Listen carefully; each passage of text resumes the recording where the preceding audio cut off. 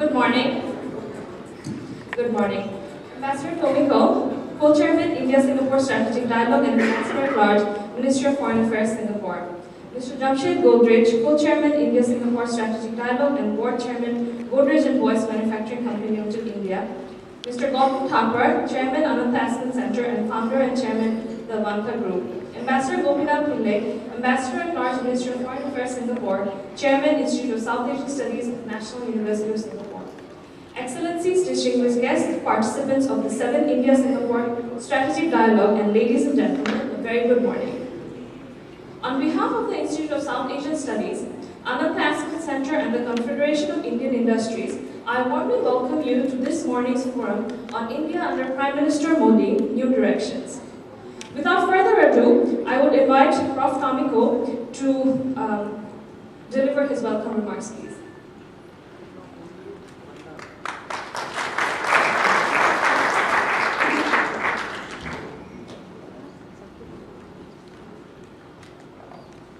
I think on this occasion it would be appropriate if I begin by greeting all of you with Namaste.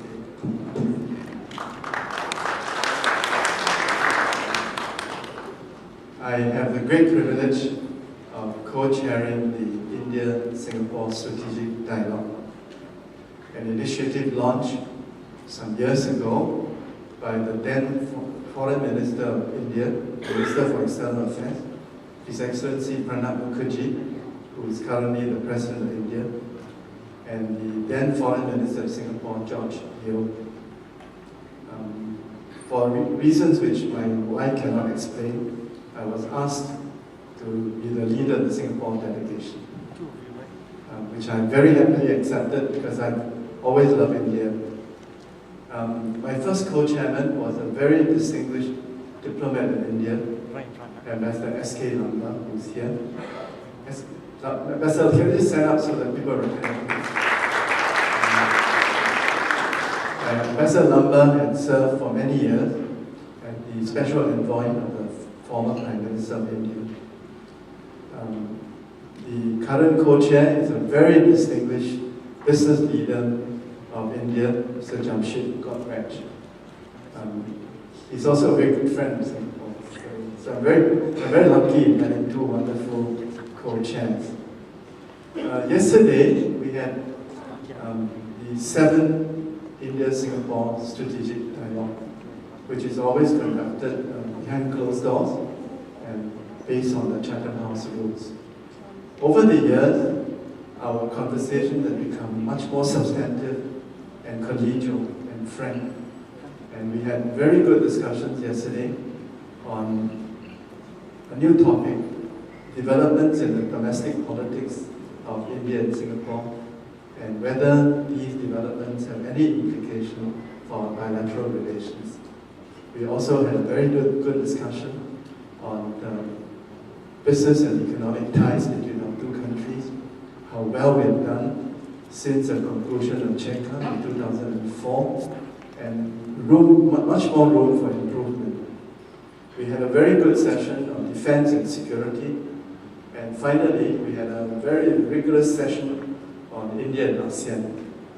We were very lucky yesterday in that we had the Foreign Minister of Singapore, Mr. Shanmugam, with us at lunch in a dialogue session. He came straight back from Naypyidaw, Myanmar, to join us.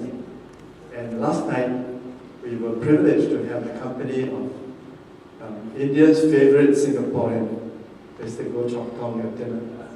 It was a wonderful evening of good food, good Macallan, and good conversation.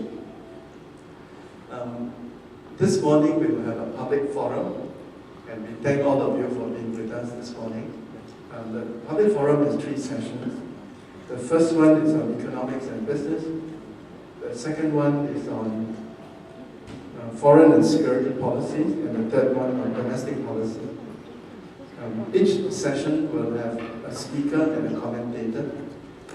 Jamshed has agreed to provide the 3 speakers, and have provided the 3 commentators. Each speaker has 15 minutes, and a commentator 10 minutes. And in Singapore, we use the bell system, so when there are 2 minutes left, the bell will ring once, And when your time is completed, then the bell will ring either 2 or 3 times. If you don't stop after, or you get a prize. You get a prize, you will speak less than 15 minutes. So I just want to say a few preliminary remarks.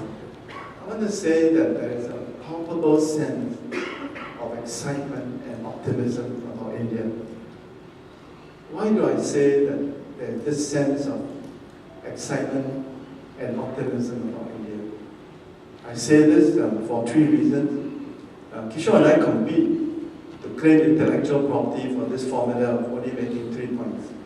But actually the intellectual property belongs to my wife.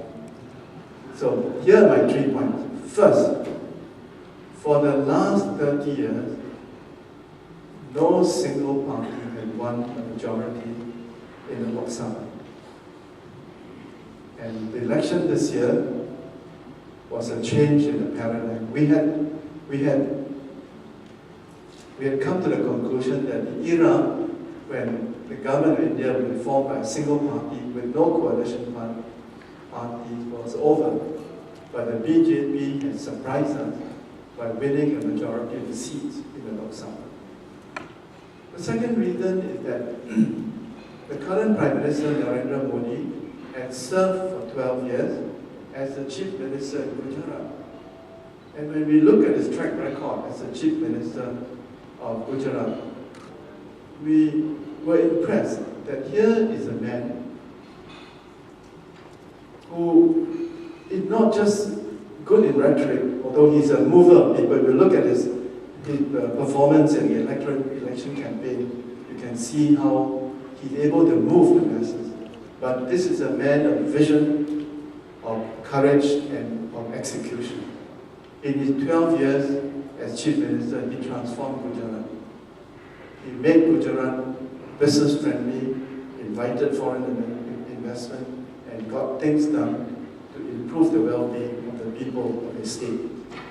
So this gives many of us in Singapore the hope that with this dynamic leader in New Delhi, that India will have a bright future enduring in tenure, and that maybe India will again be able to grow at 7, 8, and even 9%.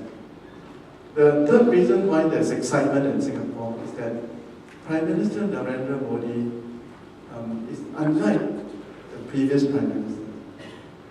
He's not from a well-known family. He did not attend elite universities. His 2 degrees were all earned by distance learning. Came from a very humble background, began life selling tea, what in India is called a chawala. And he doesn't belong to a very high caste. India is a very complex caste system. Prime Minister Modi belonged to a caste which is classified as other backward caste. So it's remarkable that this man of the people has been able to come out from such humble beginning and attain the highest office of the land. So this is another paradigm change in India. So for all these reasons, there is great excitement and optimism in Singapore. We wish the government of Prime Minister Modi well. We are invested in India's future, and we want India to again grow at 7, 8, and 9%. Thank you very much.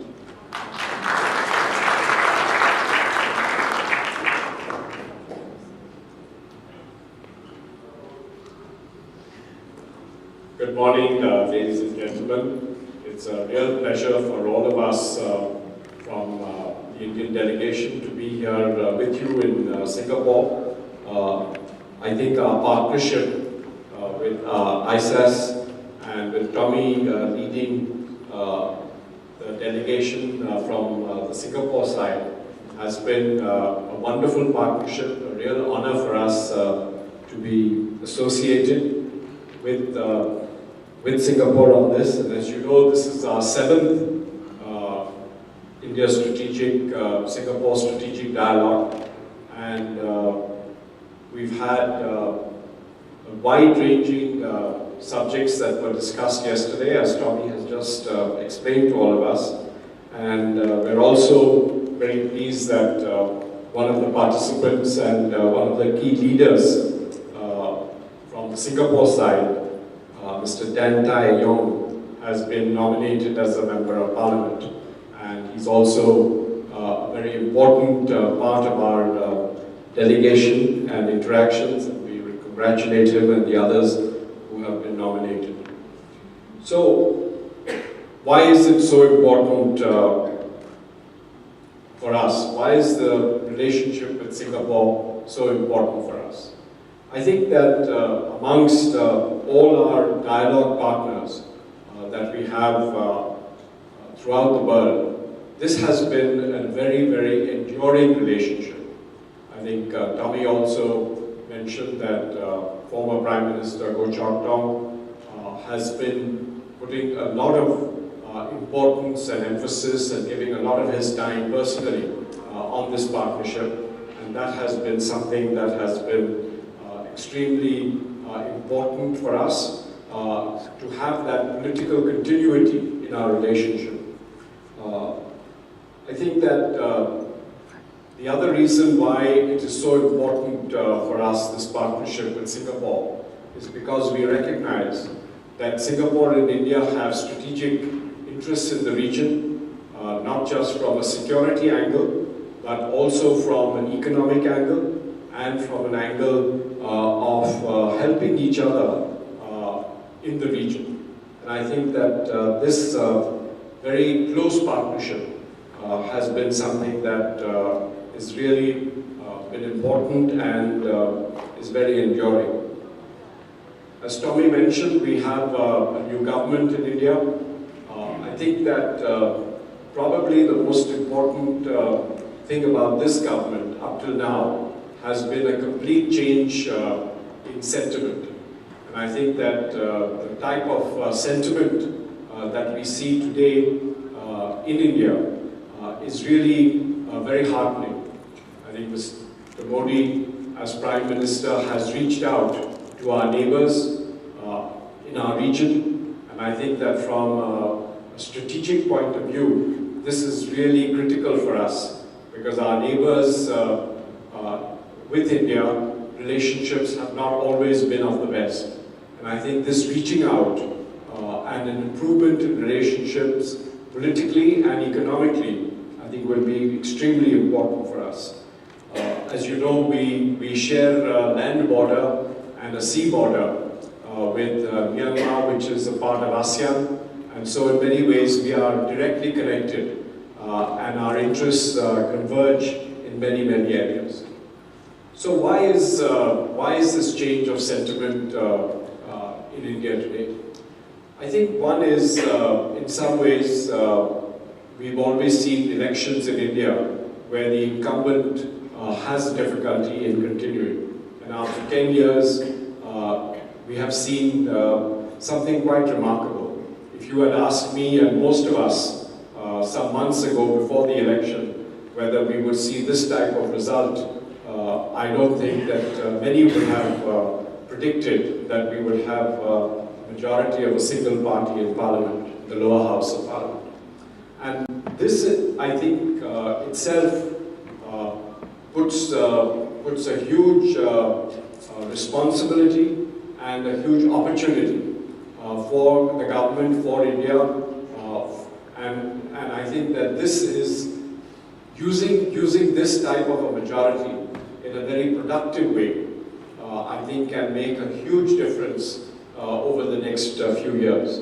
So I think that it's not just the sentiment that has changed on the ground. There are many, many changes that are going to take place.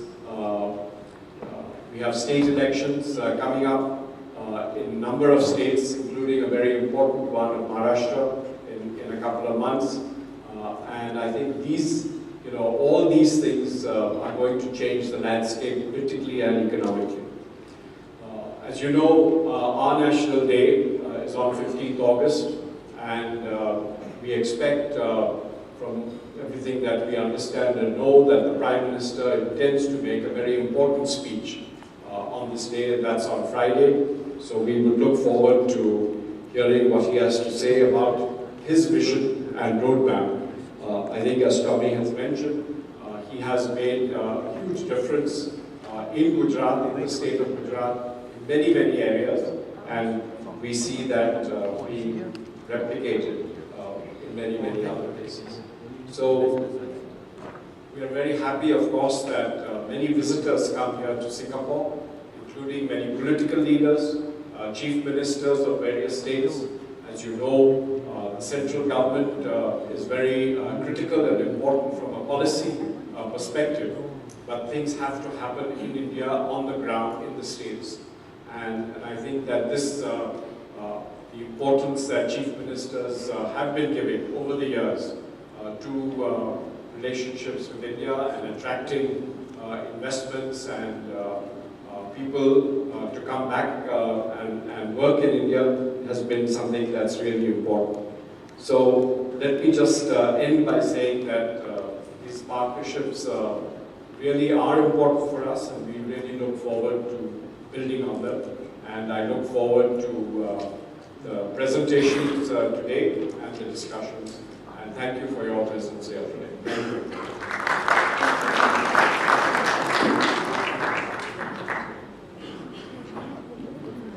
No?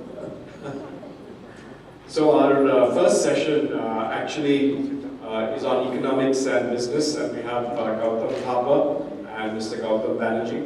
And Gautam has been chairing the Ananta Aspen Center in India for the last many years, and I think it's very, our relationship with the Aspen Institute has been very important for us, especially in all the strategic dialogues that we've had.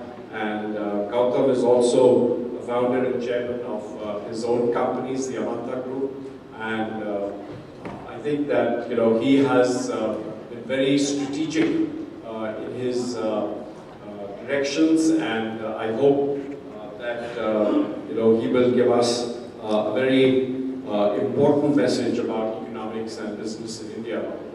I know that Gautam's interest in not just in business but in strategic issues, in environmental issues, in many areas of great importance for the development of India, and so we look forward to Gautam's address.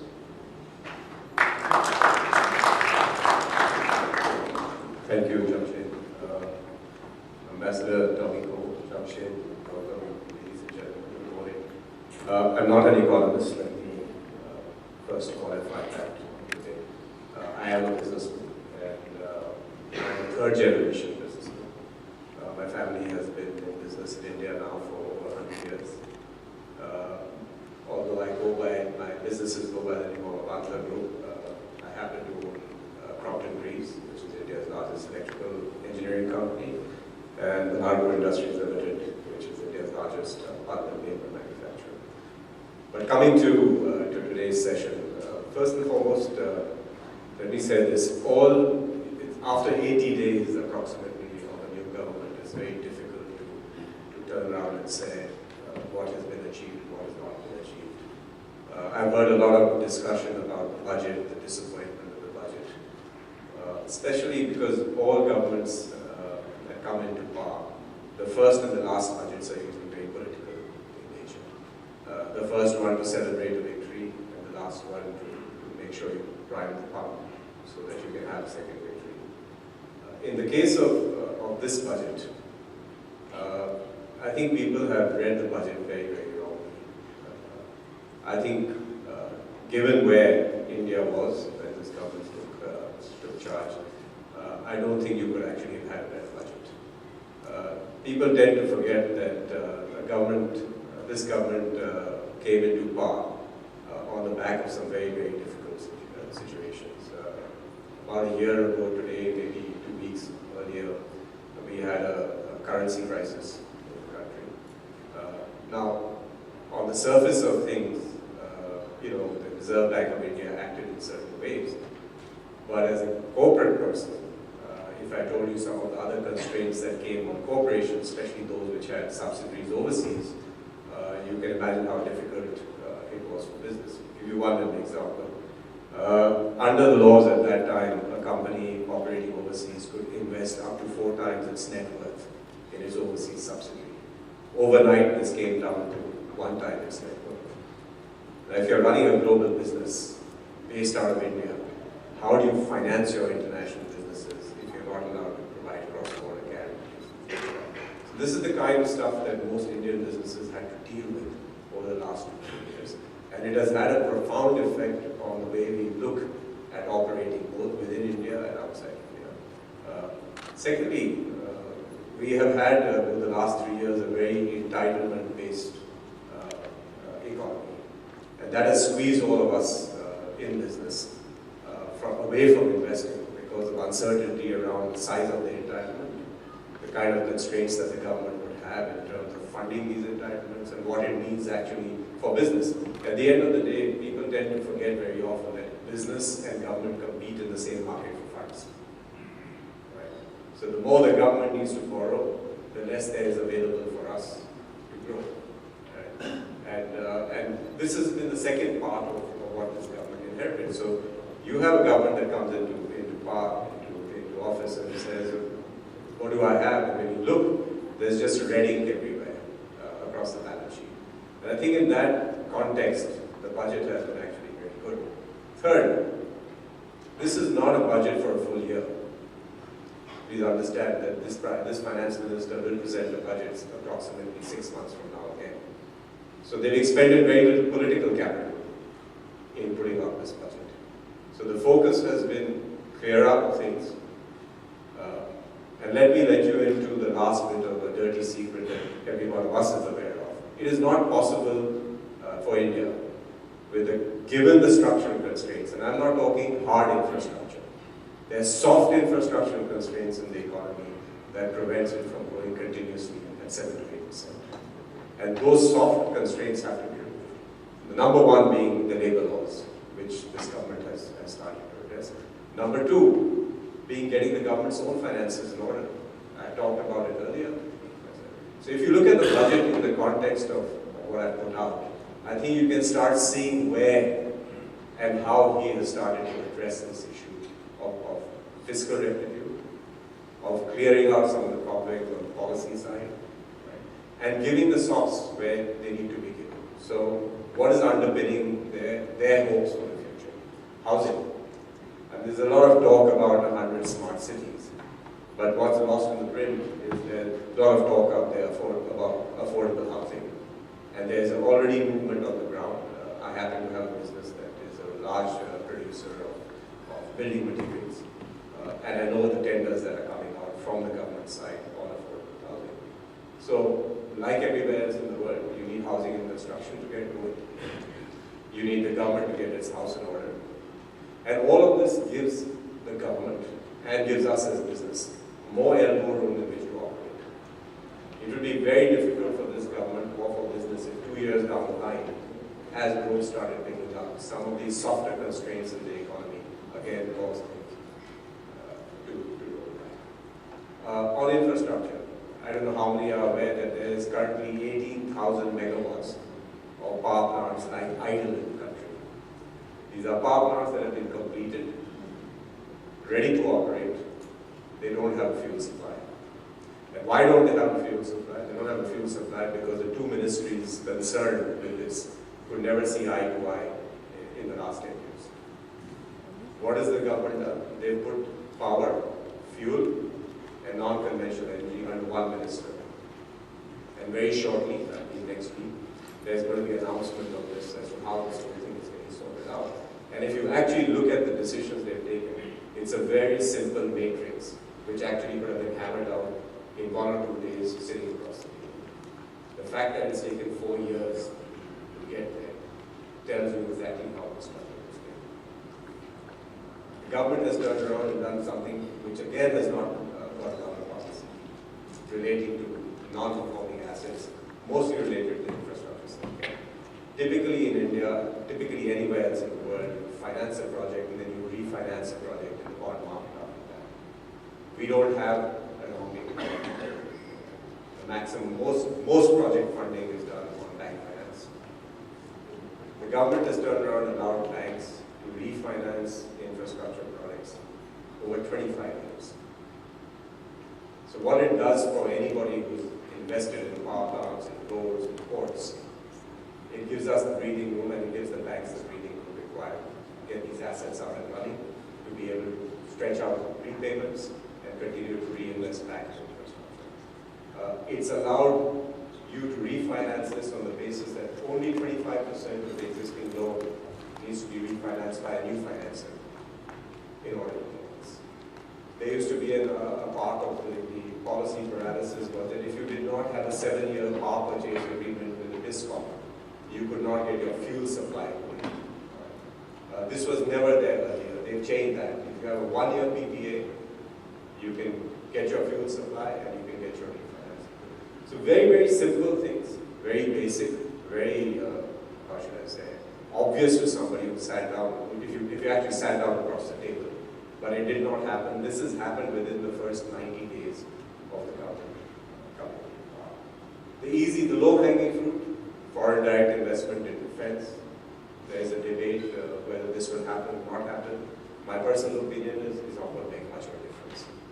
Those who spend billions of dollars over years in developing intellectual property are not going to part with it in a 49% structure. So I think this is a work in progress. In some things in India, you can actually do quickly. Some things in India, you can't do so quickly. And I think foreign direct investment in defense is one of them. I think foreign direct investment in insurance will happen. Does it make a difference? To some extent it does, because it actually shows that we are open for business. To the other extent, most of the life insurance and general insurance companies are already pretty well capitalized. It's only access to markets in terms of exit that they're really looking at this point of time. 100% in railways is required a long time ago. They've opened it up. This will definitely result in investment, because between what's happening in the metros and what's happening in high-speed rail, this is almost a requirement that we could walk away from. Middle class tax cut to spur consumption, you're seeing that. And if you look now at the first 3 months of the government, you look at things like IIP and all, you can see already the sentiment changing. The index of industrial production has been up every month for the last 3 months. And the order book situation for most engineering businesses is changing. For a country of its size, our manufacturing sector has been terrible. In fact, the most constrained sector in the last 15 years has been manufacturing. If you actually look at wealth creation, and this is a generalism, so please don't hold me to it, between 2000 and now, and if you look at wealth creation in India, by wealth creation I'm talking about stock market capitalization, majority of it has actually come through 3 sectors: real estate, natural resource exploitation, and government policy arbitrage. Right? I think on all 3 fronts you will see a big change. I don't think you're going to see very much in the form of government policy arbitrage anymore. Real estate, the laws that they passed last year, they rushed to Parliament at the end of the last government, have become a huge constraint to anybody acquiring land to grow their businesses. And on that one, and on the natural resource part, I think we know where that's been going, especially when it comes to coal and these areas. So all in all, if I look at the way this government has started, it's very clear. Work, get the policy cobwebs out of the way. This is not a year in which we can do a lot. There are political constraints in terms of 4 elections to states coming up before the end of the year. Buy ourselves some time, give ourselves some elbow room, give ourselves some space, and then I think in February you'll see a very different budget. And I also believe on the 15th of August this year in the Prime Minister's speech, you will see some very, very far-reaching pronouncements, which I think should be of interest to anybody who's invested in India or who actually today does business in India. So I'll stop right here. 1 minute. Thank you very much.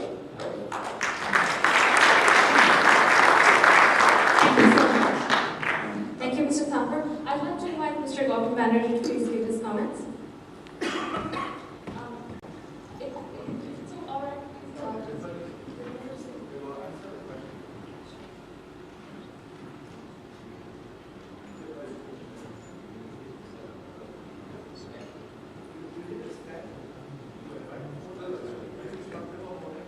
It's fine, man. I'll hold it.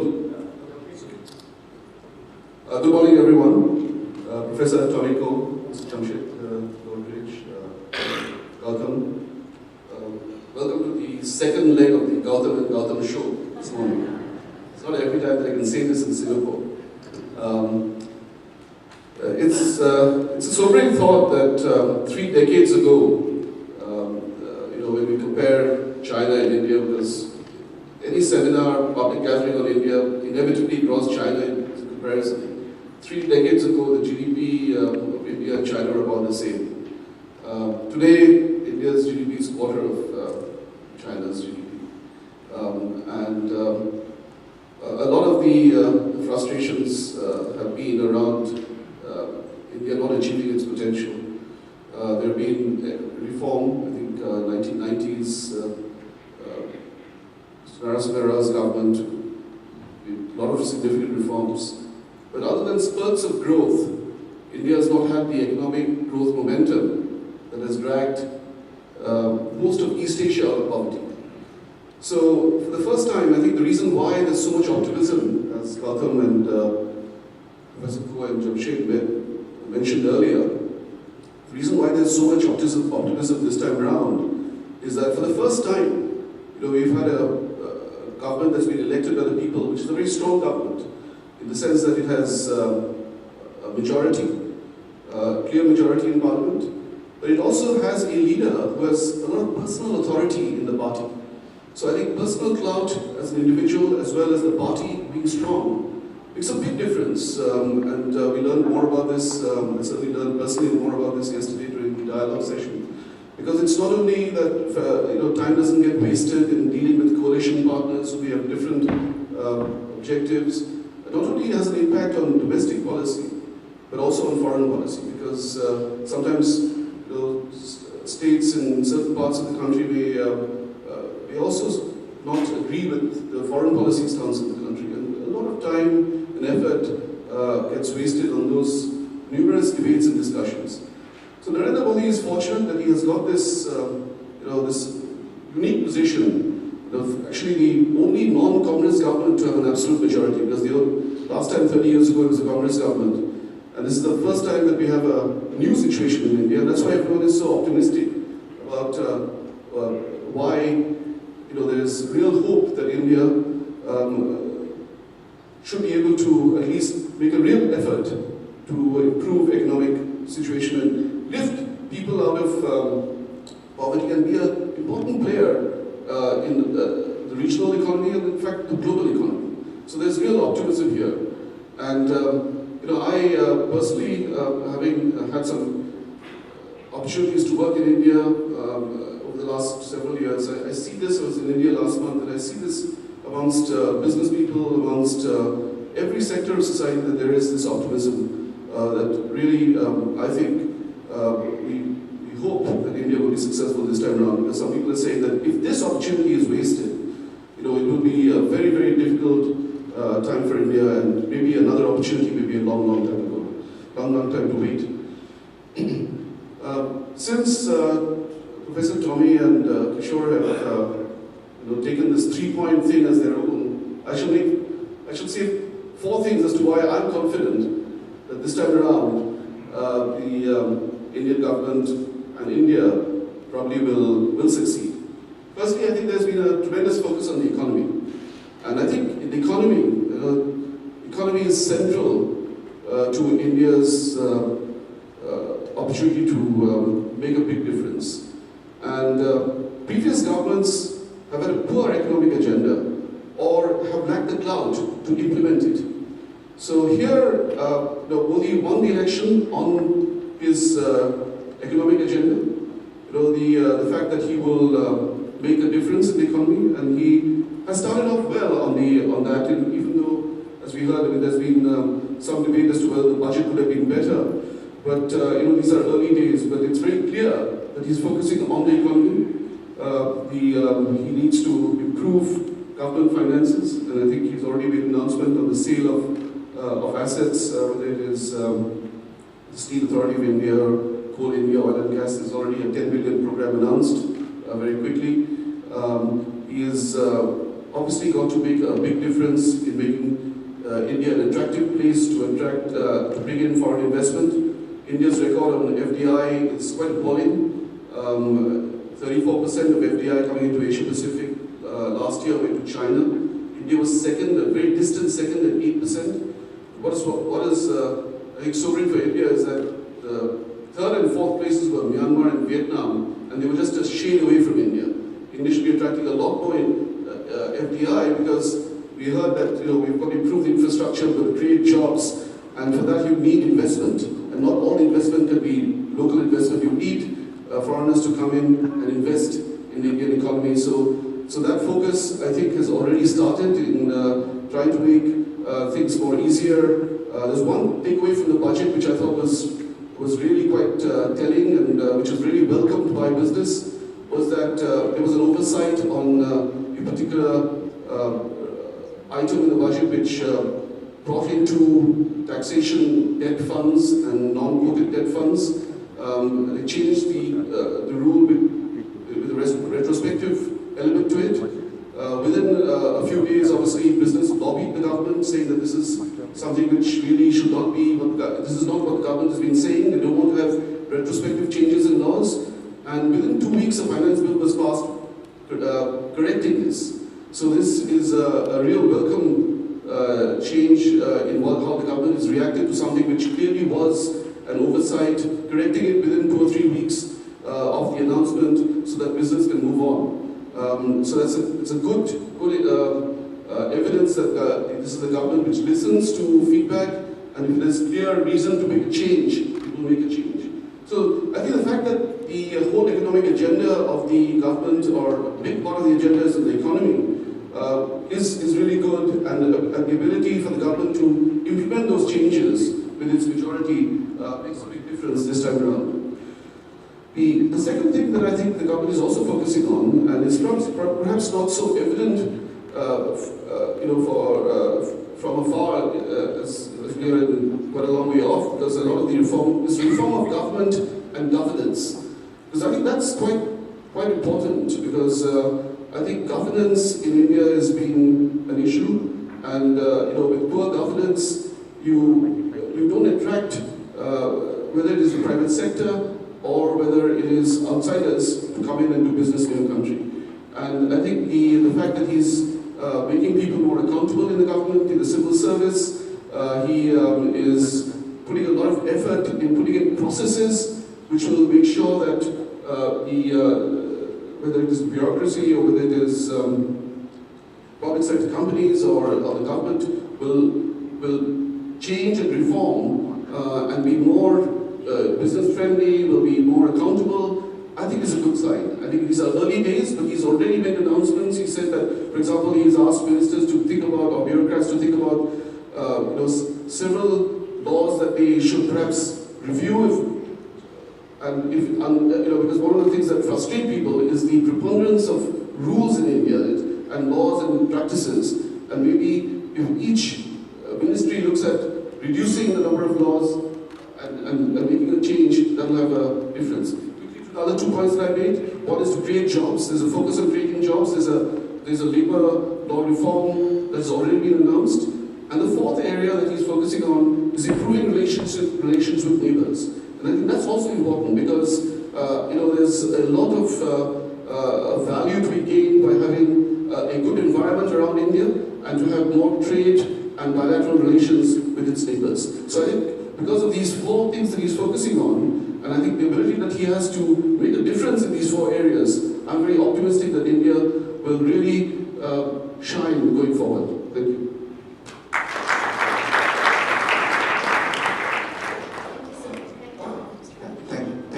Thank you for that.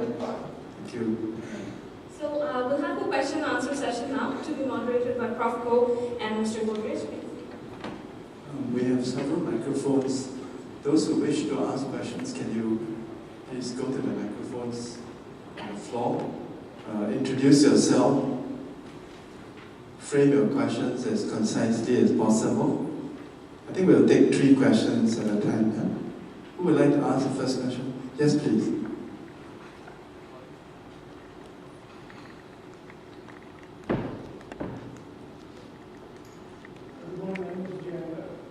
Mr. Thapar, really enjoyed the remarks that you made. The comment that you made on labour market reform, the government seems to have made some hesitant steps in that area. What do you think would be the shape of future labour reform that the government can do without disrupting labour relations? Thank you. Another question, please. Yes. Morning, my name is Joseph. I'm from Manila, Singapore. My question is regarding the economics of Indian growth. Historically, I'm not a historian, but historically in 1829, India had about 29% of global GDP. In 1947, the time the British left India, shrunk to 6%. And today, after 67 years of independence, I believe in the range of 2% range of global GDP. So with the optimistic projection of 7 to 9% growth of Indian GDP, how do you see the share of global GDP? Okay, thank you. Thank you. One more question, please. Would you like to use the microphone? Somebody bring a microphone to Mr. Jumaboy, please.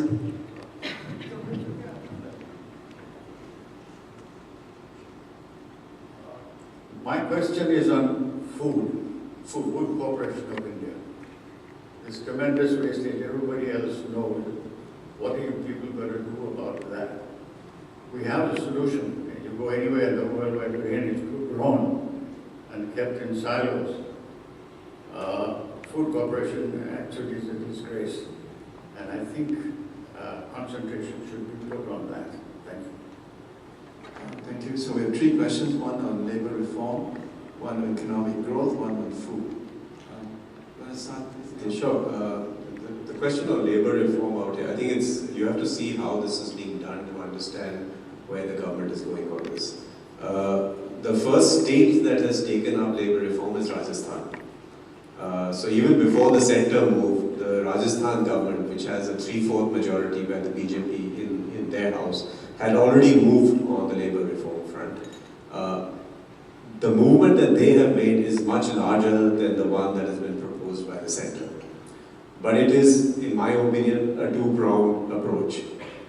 The moment a state goes ahead with the labour reform and the president gives the assent, there will be competition among states to adopt the same set of reforms.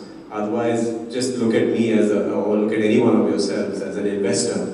Why would you go to a state in which there's no labour reform versus a state in which there is labour reform? So I think it's very clever, it's been done correctly. So the central government's reforms are not as wide in scope as that has been picked up by Rajasthan. But if the Rajasthan thing gets approved, which the Assembly has already approved it, now has to go to, because it's a concurrent subject, has to go to the President. I believe the centre will also move, and I think you'll see that that much pretty much go through.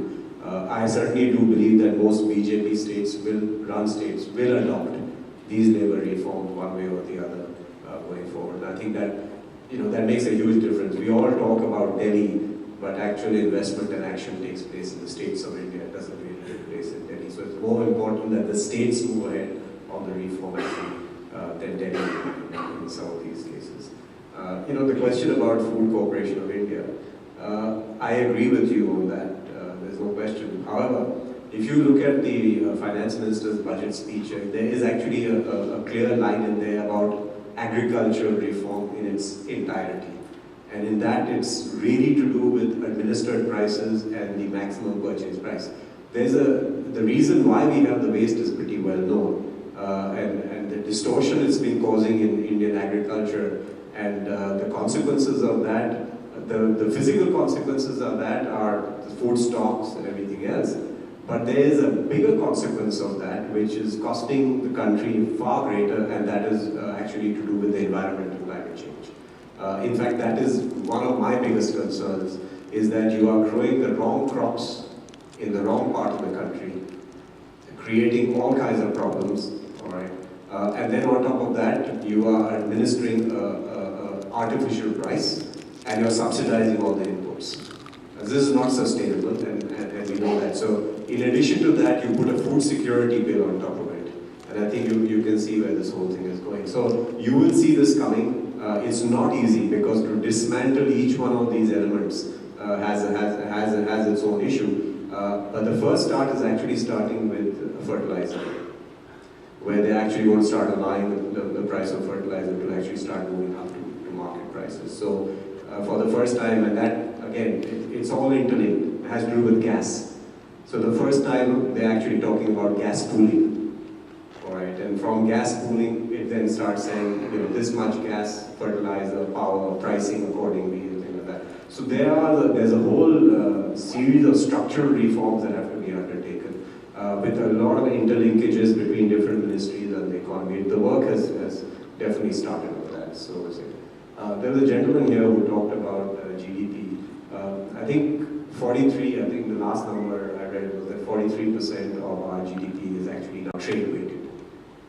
So we are not a mercantilist country, we are not a merchant exporting country. We have not made exports a part of our global strategy. All right? We like to talk about it, but in order to get there, we need a manufacturing sector that's very, very different in structure to what it is today. In the meantime, trade as a percentage of GDP will keep going up. Okay?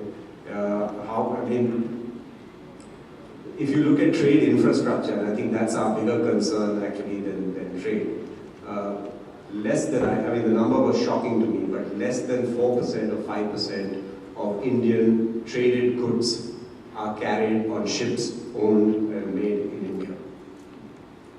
Now, if you want to be in a global part, you want your GDP to be 6 or 7 or 5 or 8% of global GDP.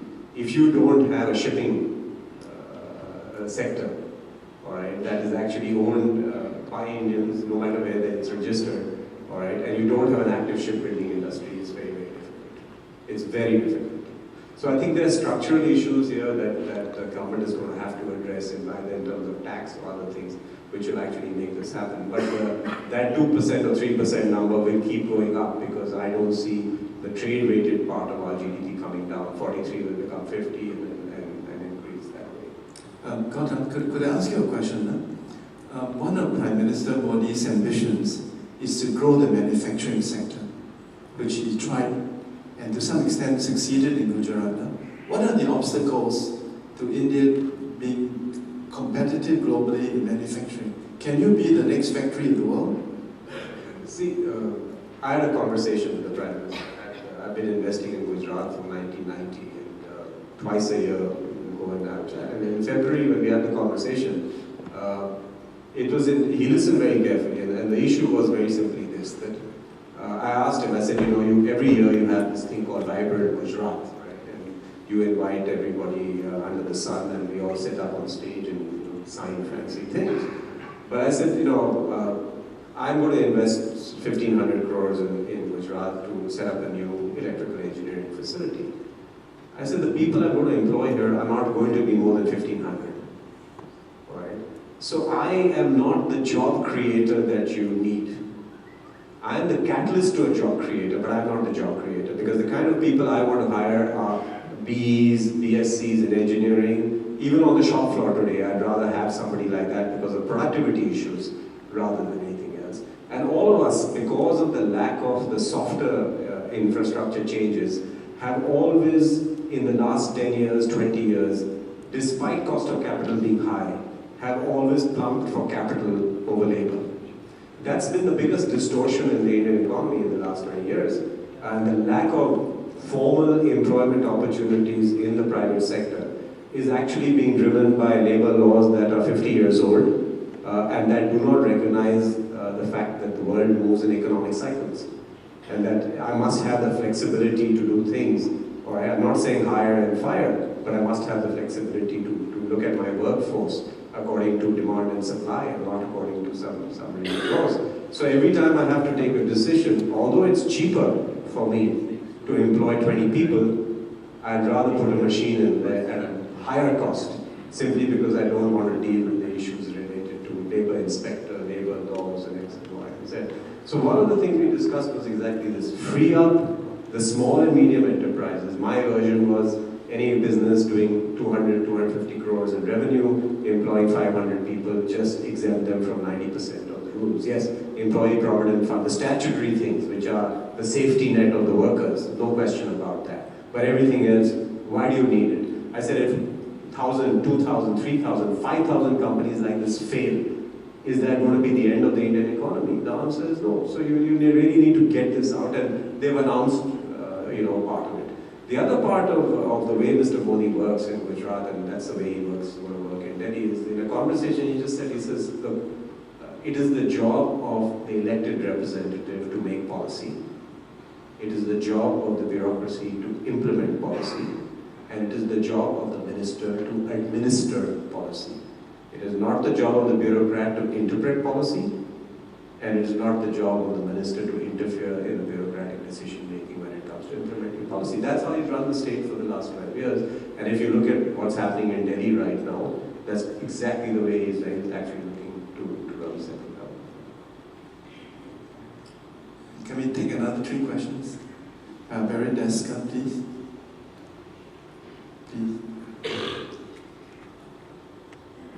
Barry Deska, RSIS. I'd like to thank both Gautams for their excellent presentations, but perhaps give a somewhat contrarian view. It would seem to me that the changes which are being made are more in the nature of creating a new perception of India, a new image of India. But given the electoral cycle, it will be very difficult to achieve the kind of changes that are envisaged. And if I could cite 2 examples. The first is because of the size of India, change is likely to take place at the level of states rather than at the level of the central bureaucracy. Because the national bureaucracy, it seems to me, would be a major constraint on the kinds of changes which are envisaged by Prime Minister Modi. And I would like to cite a specific example. If you look at the recent WTO negotiations, the first substantive decision since the establishment of the WTO, of a trade facilitation agreement, was blocked by India. Yet one could argue that India would have been a major beneficiary of this agreement. It reminds me very much of the Information Technology Agreement, which I was one of those who played a key role in concluding. The Indian delegation blocked an agreement for a considerable period of time, even though India was likely to emerge as the leading beneficiary of that agreement. I would like to ask the view of the 2 speakers. Thank you, Barry. And another question, please. Yes. We'll take 3 at a time. Yes. Good morning to everyone. My name is JP Jaiswal. My question is very simple. I mean, any FDI or a foreign investor goes into India. On an average, I have seen Indian rupee depreciating 8% per annum. Now, when Mr. Modi came in, of course, there was a quite, full thought that rupee will appreciate in an accelerated manner. And he also emphasized when he came in, I think within a couple of days, rupee jumped from 60 to 56, 3.5 or 57. But the thing is that going forward, it seems that probably the central bank itself has a idea that rupee will rather keep depreciating. So how the foreign investor will be interested in bringing in funds? They are concerned on the depreciation of rupees because the investment gets depreciated. So probably Mr. Thakur can give some opinion. Okay, thank you. One more question. Manu Safar. Manu, yeah, my question is, Southeast Asia has always been a good friend of India in terms of business and economics. Since we're talking about that, could I ask, what is your reading of the situation, improvement of the business and other links between India and Southeast Asia? Because the world is always focused on India versus China, India and the EC, but I want to know about Southeast Asia. Manu, we have a later session on foreign policy. This is not I'm asking economic specific. Economic relations, Yeah, okay. yeah. Okay, India's economic relations are set out here. So 3 questions. By the way, the first person, Professor Barry Desker, his comparative advantage in Singapore is that he's a contrarian. Yeah. So, good. Yeah. So can you sure, I can be as contrarian as he. Yeah. So can you reassure him that the change is not just perception? First, let me say this, that I think the Indian government has done a terrible job of communication about what happened at WTO. There are 2 things that I interlinked. The second one, I think, has never got any play. One was trade facilitation. But parallel to trade facilitation, there was also an agreement on a peace clause when it came to agricultural prices. All right. That part has not got played in this negotiation, but that is very much on the table. It was never off the table. All right? And I think that when you go back and you look at the deliberations out there, that is all that the government of India really needed to do. That as far as trade facilitation goes, I don't think India has any doubts in their mind that India will benefit from trade facilitation.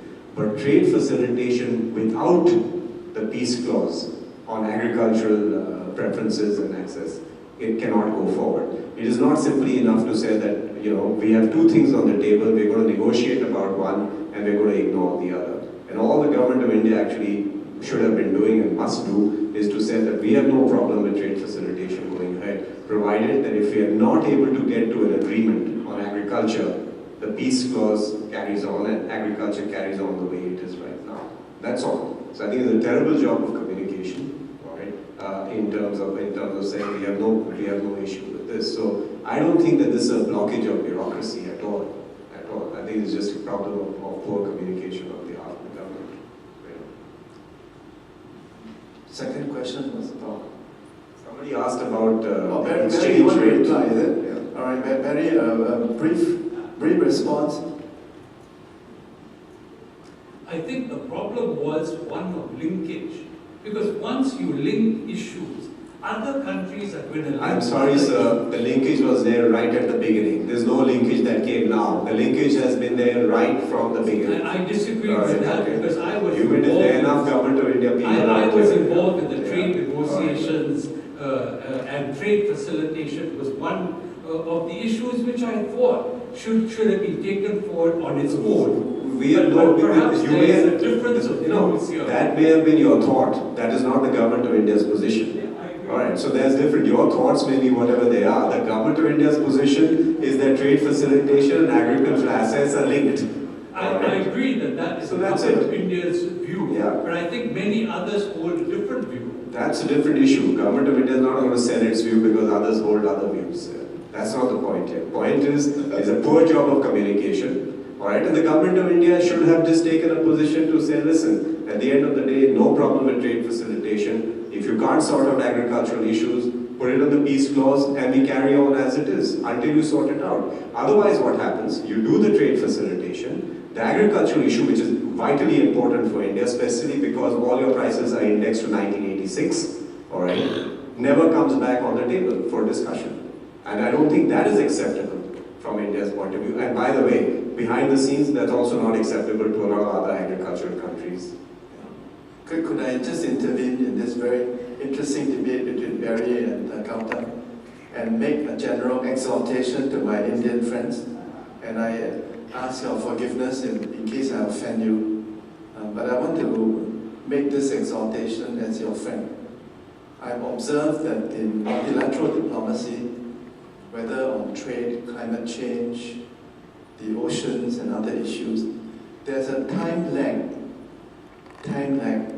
in the mindset of Indian officials, in that they still have an old mindset of an India which is a poor developing country, very ideological, very caught up with the G77 non-aligned rhetorics. When there's a new India, there's a new India that should be confident, that has global interests, that should be, playing the same kind of role as other advanced countries. and trying to support the public global goods, trying to support the creation of a new international order. So my appeal to India is that maybe here the politician must overrule the bureaucracy, because I think the politicians are much more in tune with the new India, and new India's aspirations in the world. Whereas we still find officials which are living in the old days, They're very ideological, very third world, very defensive. Even on the law of the sea, you have a blue water navy, you have global interests. So why are you still playing defense? You should be proactive. You have the same interest in the maritime sphere as the great maritime power, Just to clarify, you will hear a political announcement on the WTO thing very shortly. So I can give you that confirmation. Gautam Banerjee would like to respond to the question on currency. Yeah? And then there's one more question that both of you can answer about India-ASEAN economic relations. Gautam. Yeah, I think everyone who invests in India, there are lots of considerations when you invest in a foreign country, and currency is certainly one of them. I think when you look at currency in India, I think given India's deficit situation, India's reliance on imported oil, I think this is something which every investor has to factor in when you invest in India. And I think if you look at where the government is focusing on, the new government, it is looking at things which hopefully gets the government's finances in better order. You can't suddenly change this, it will take time. And there is the crisis that happened last year was an unfortunate crisis because there was, to some people would say that perhaps not a strategic position that India had taken with the way it managed its reserves at that position, and the rupee really touched 70. But I think since then, with the new governor at the Reserve Bank and with the new government focusing on issues like government finances, on bringing in FDIs, in improving the economy generally, I think that will have a positive impact. But I think there are other factors as well that investors will look at: ease of doing business, stability in laws, making sure that laws that goalposts don't change. All of these things are important in getting investors to invest in India. And I think my own company has invested close to $3 billion in India. We have taken some of the hits as far as currency is concerned, but overall we still remain bullish on India because of the prospects and because of some of the changes that this government is bringing in. And, on the question of Southeast Asia and ASEAN and India, I think this government has made it clear that it will look at relations with neighbors, with countries like China and Japan, with the US and with ASEAN. And I think if you are going to be plugged into the global economy, as focus on the economy, on the economic agenda shows that India is going to become a more global economy, then I think relations with ASEAN will improve together with relations with other countries. Thank you. Let's take another round of 3 questions, then we adjourn for coffee and tea. Is that okay? No, but you don't need 30 minutes for coffee and tea, So let's take another round. Yes, the High Commissioner, please.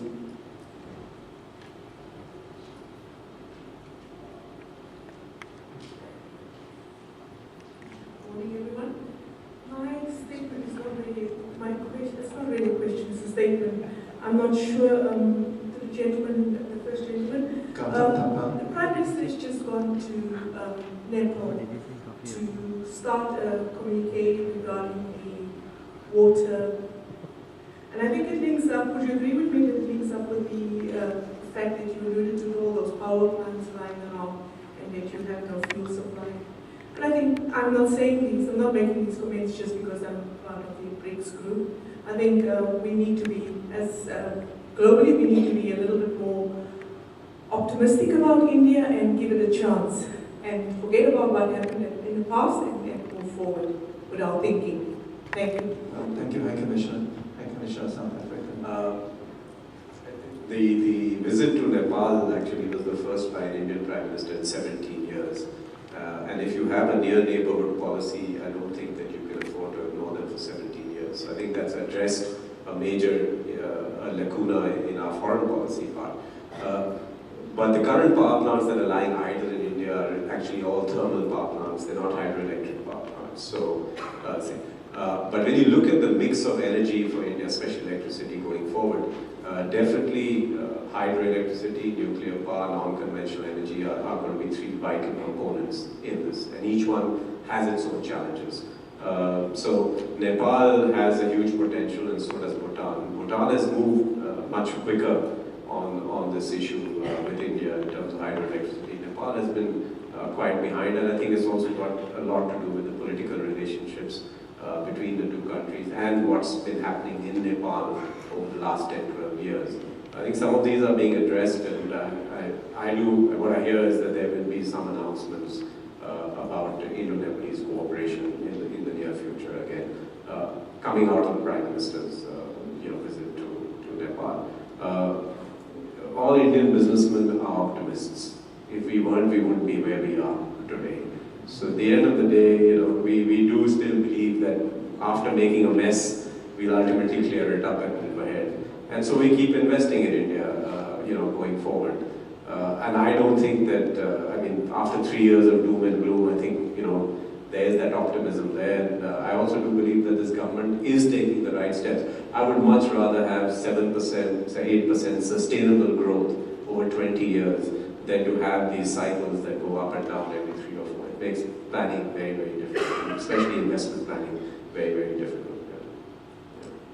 Maybe we just is anybody else? Yes. Anybody else? Just one more question? 2? Yes.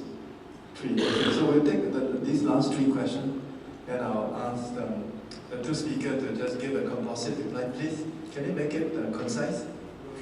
Sanjeev Shah, I run an SME in Bangalore, hydraulics manufacturing company. I live in Singapore since 2007. I remember many years ago I attended a CII discussion, and Montek Singh Alwade and the like were there. And every question that we raised pretty much got a standard answer. Oh, that's a state subject. That was pretty much the answer we got.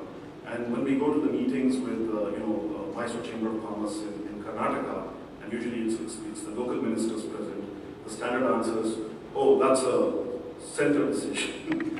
So I feel a lot of things fall through in the cracks between the center and the state. And I don't recall even attending one meeting that has representatives from the center and from the state.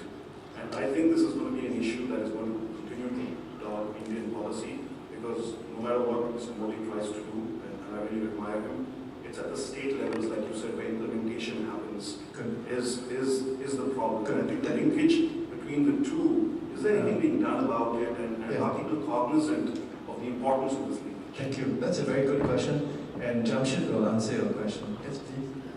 Morris Gutting from Germany. Please allow a naive question. What is the new government able and willing to do about the corruption issue? Corruption issue, okay. And maybe related. My question or comment has more to do with a common request at forums such as this for FDI. And it was just alluded to by Mr. Banerjee about changes in law. And I think there's one issue that's still sitting out there, that in the corporate offices, whether it's in Latin America, North America, or Europe, that they often think about. And that is the Vodafone case. I have no axe to grind, but oftentimes it's argued that one of India's benefits is its rule of law. But often the counter-argument is the need for respect for law. So when the Supreme Court passes a decision, how does the executive or the bureaucracy then change the law retrospectively so that someone as Vodafone, a large organization, has to restart again? Okay. There was only one instance, right? Actually, no, there are others. The most recent example is Nokia, Shell, I can go on. All right, okay. So the question is whether this bad habit in the past of passing law with retrospective effect will be abandoned by the new Prime Minister. So the 3 good questions. Jamshid, you want to say something about union-state partnership? I think the Constitution of India is very clear about what is in the domain of the states and what is in the domain of the center, and there are issues which are in both. So I think that especially on on the ground issues of administration are clearly in the issue of the state, and I think that what is happening is you will see more competition in the states to address some of these issues. But one of the biggest issues that we have is moving to GST, where a huge amount of cooperation is required between the center and the states in the sharing of the taxes. And I think that the promise that was made earlier was that the states would be compensated for any losses. And I think that if they follow that principle very clearly, then I think you will see the GST happen pretty soon. It's very important for business and for tax collection to get GST done, because I think there's a very, very large number of organizations, especially small industry and traders, etc., who have been outside the tax net, so to speak, who would come in because of GST. And I think that can make a huge difference in the collection of taxes and administration, etc. And to the question of corruption, I mean, many of these things are interrelated. I don't think that you can separate them out. Tax administration, the way laws are framed, the way that there is discretion in the administration of laws. I think these are some of the issues that lead to corruption. But I think Mr. Modi has been quite clear, as Gautam just mentioned, about the role of what the politician's role is, the bureaucrat's role, as well as. So I think that that if we do go down that path in a very robust way, I think it addresses the issue of corruption to a large extent. Lots in retrospective effect. Yeah, I think we already discussed that. I mean, I think the finance minister has been very, very clear. How does it happen? How does that happen? The question that why should the executive overturn the decision of the Supreme Court? I think when you have the kind of governance that we've had in the last 3 or 4 years, that's exactly what happens. When nobody's in charge, then these things happen. I'm not going to the merits of the Vodafone case, whether they are justified or not justified. It's just that we call it tax terrorism. When you have this kind of a situation where nobody's in charge, then you get these kind of decisions. I think the current finance minister, and I think there's one example that was given where Gautam said that there was something in retrospective tax to mutual funds and other things. Within a week it was corrected. And it comes back to the point I made that it is not the job of the bureaucrat to interpret policy.